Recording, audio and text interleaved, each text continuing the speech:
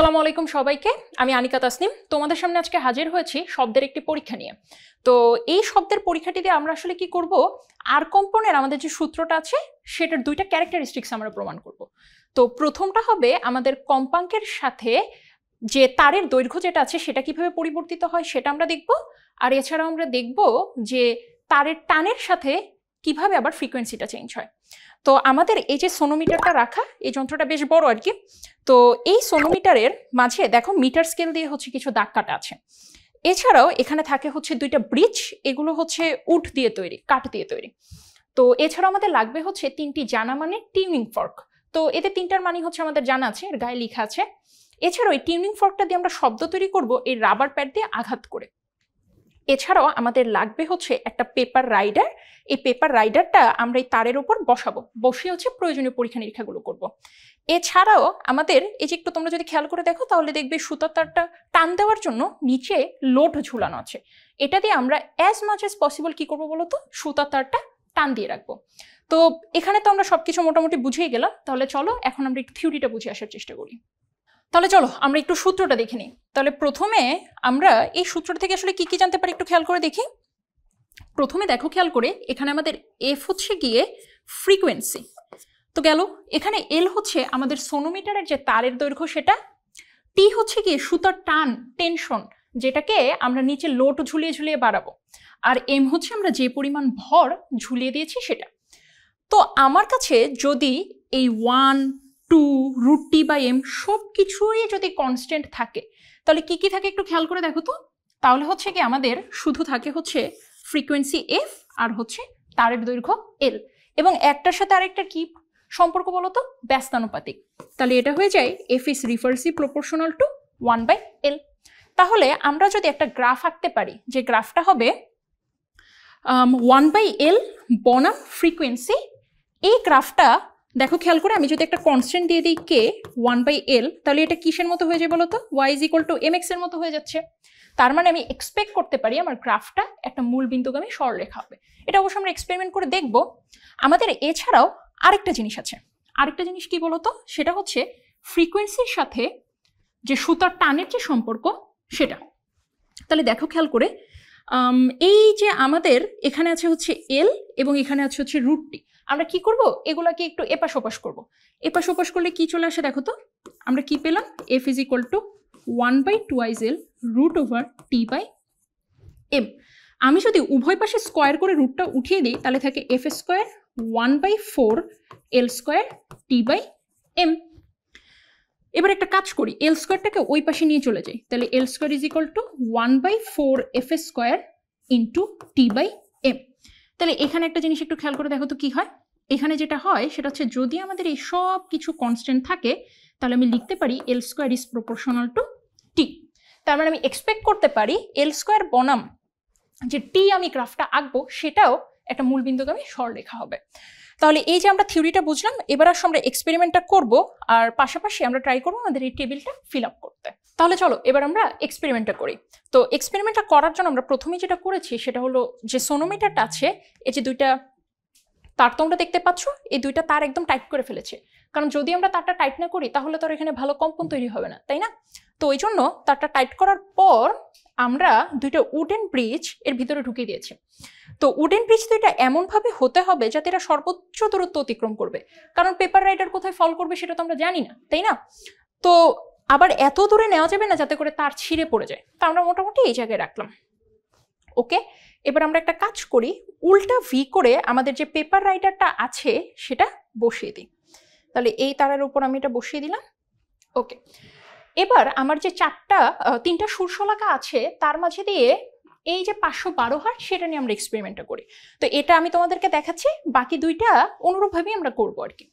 আচ্ছা, তাহলে এই যে 512 হার্টজের যেটা তোমরা দেখতে পাচ্ছ, আমরা প্রথমে কি করব বলতো, আমাদের কাছে যে রাবার প্যাড আছে এটা দিয়ে এটাকে আঘাত করে একটা কম্পন তৈরি করব, একটা হালকা সাউন্ড তৈরি হবে। এবং এরপর আমাদের টার্গেট হলো আমরা যতটা সম্ভব এটাকে ক্লোজ আনার চেষ্টা করব, যতক্ষণ পর্যন্ত আমাদের পেপার রাইডার পড়ে না যায় ততক্ষণ পর্যন্ত। তাহলে এবার আমরা একটা কাজ করি, এই 512 হার্টজের যে টিউনিং ফর্কটা আছে সেটাকে আমরা রাবার প্যাড দিয়ে আঘাত করে একটা শব্দ তৈরি করি। তাহলে এই যে আমরা শব্দ তৈরি করলাম, এবার এটাকে সামনে আগাতে থাকি।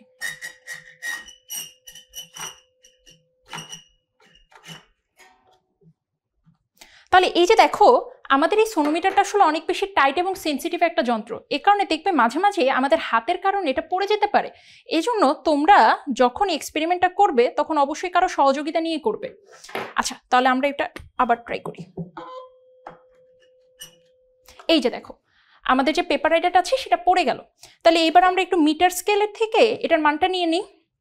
তো মানটা যদি আমরা নিই তাহলে দেখব একটা হলো আমাদের 25.5 সেন্টিমিটার এবং অন্যটা হলো 57 সেন্টিমিটার।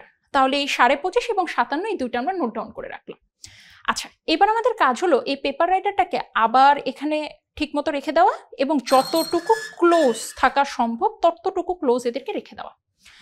তো ক্লোজ রেখে এবার আমাদের টার্গেট হলো আমরা এটাকে ধীরে ধীরে স্প্রেড করব। আগে আমরা কি করেছিলাম, আগে আমরা দূর থেকে কাছে এনেছিলাম, এবার আমাদের কাজ হলো কাছ থেকে দূরে নিয়ে যাওয়া। তাহলে চলো একটা কাজ করি, আমরা এটাকে আবার সাউন্ড তৈরি করি।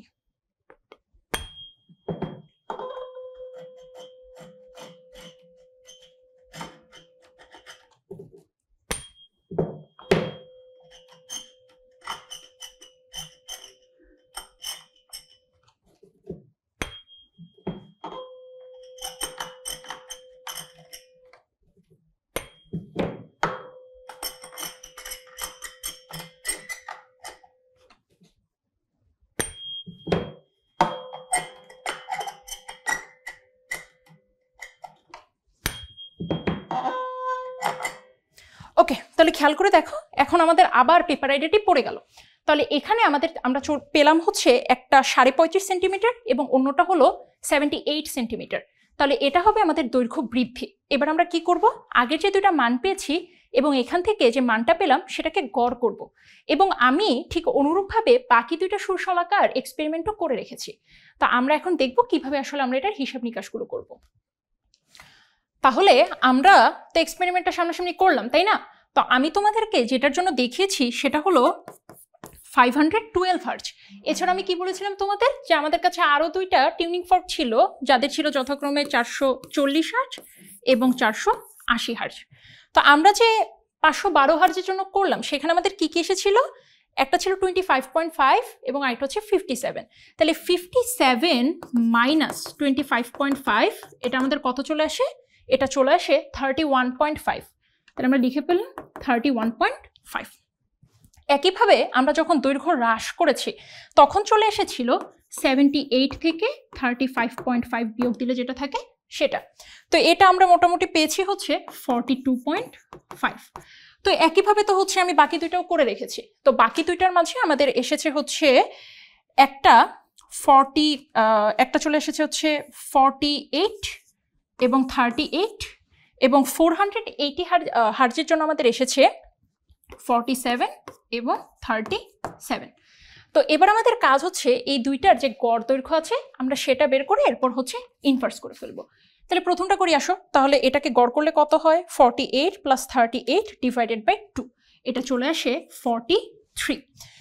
একইভাবে এটা হলো 47 এবং 37 এর গড়, তাহলে এটা করলে চলে আসে 42 এবং এটা হলো 31.5 এবং 42.5 এর অর্ধেক, এটা চলে আসে আমাদের 37। তোমরা নিশ্চয়ই খেয়াল করছো উপর থেকে নিচের দিকে কিন্তু জিনিসটা কমছে, অ্যান্ড অ্যাকচুয়ালি আমরা এটাই এক্সপেক্ট করেছিলাম যে এদের মাঝে একটা রেশিও থাকবে।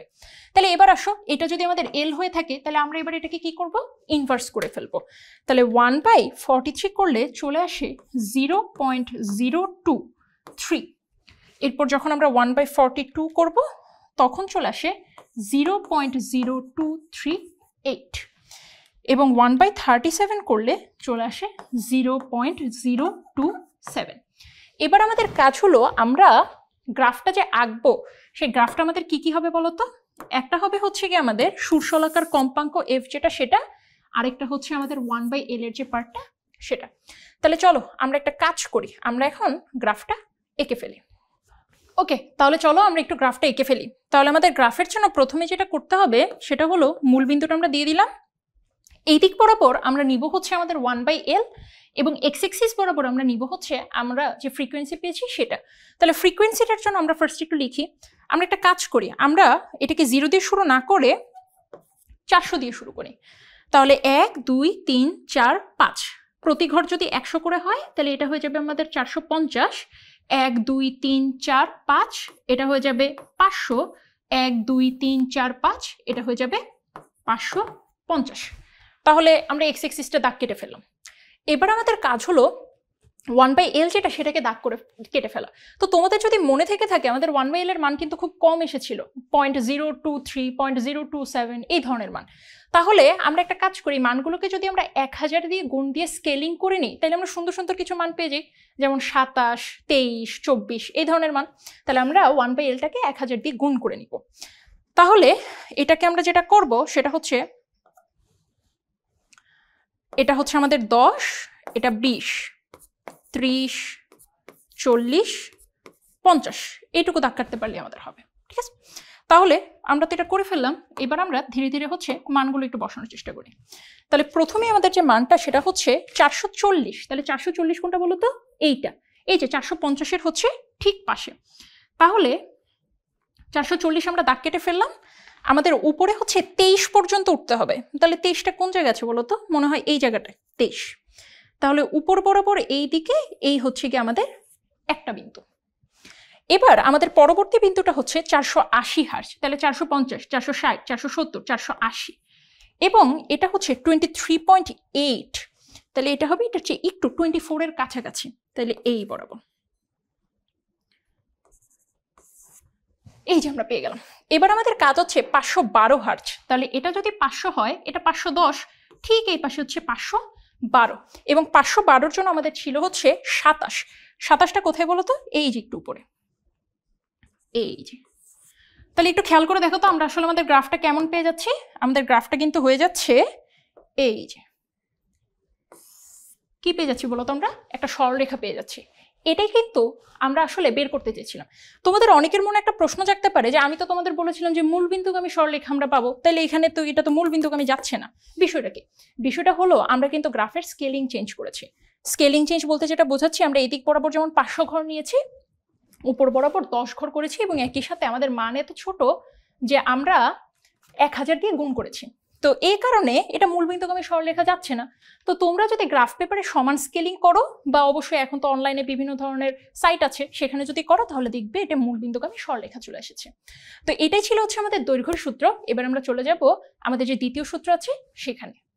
তো এবার আমরা কি করব বলো তো? আমরা হচ্ছে আমাদের যে দৈর্ঘ্যের সাথে ফ্রিকোয়েন্সির যে সম্পর্ক সেটা তো আমাদের হয়ে গেছে। এবার আমাদের কাজ হলো আমাদের যে তারের টান আছে সেই তারের টানের সাথে আমরা ফ্রিকোয়েন্সির সম্পর্ক, অর্থাৎ ইনডাইরেক্টলি আমরা আমাদের যে দৈর্ঘ্য আছে সেটার সাথে সম্পর্কটা নির্ধারণ করব এবং তার জন্য প্রয়োজনীয় গ্রাফও আঁকবো। তো তার জন্য আমাদের যেটা করতে হবে সেটা হলো, এই যে সুতার যে তার আছে এটা খেয়াল করে দেখো, এটা আসলে লোড দিয়ে ঝুলানো। তো আমরা কি করব, আমাদের 500 গ্রামের হচ্ছে 3টা লোড আছে, আমরা এখানে 1000 গ্রাম ইউজ করছি। তোমরা যদি খেয়াল করে দেখো তাহলে দেখবে হচ্ছে 2টা হচ্ছে কি এখানে 500 গ্রামের ভর আমরা রেখেছি। তো আমি হচ্ছে তোমাদেরকে 1000 গ্রামের জন্য অর্থাৎ 1 কেজির জন্য করে দেখাবো। তো একইভাবে আমরা আসলে 1.5 কেজিও করতে পারি, আবার 500 গ্রামও একইভাবে করতে পারি। কিন্তু থ্রু দ্য এক্সপেরিমেন্ট আমাদের একটা জিনিস দেখতে হবে, সেটা হচ্ছে আমাদের যাতে ফ্রিকোয়েন্সিটা চেঞ্জ না হয়, অর্থাৎ আমরা একটাই টিউনিং ফর্ক ইউজ করব। ওকে, তাহলে আসো এবার আমরা একটা কাজ করি।